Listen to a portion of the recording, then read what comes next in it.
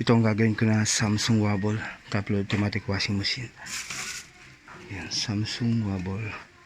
Ang problem niya, hindi gumagana yung start button niya. So dito, madalas dito akala ng customer yung daw button lang daw ang problema. Yan, kasi pag pinipindot wala daw nangyayari. Pero dapat na tumutunog siya, yan, it means buo yung button yan. Yun, dahil tumutunog nga siya, nag-activate yung, gumagana yung button niya.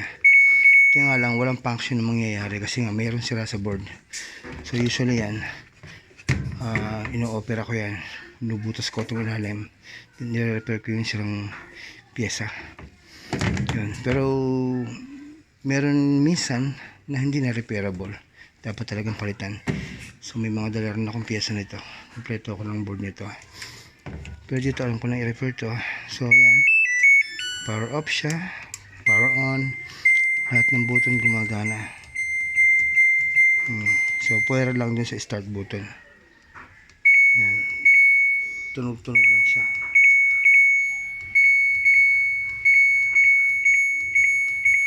So yan, so kahit ulit-ulitin na gano'n ay i-testing, walang mangyayari, ganun talaga.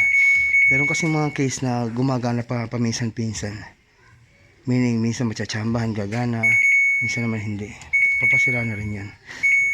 So ito, matagal ko na check up to, dahil ngayon lang sila nagka time para ipagawa. So gagawin ko na siya, hopefully mare-repair pa yung board niya.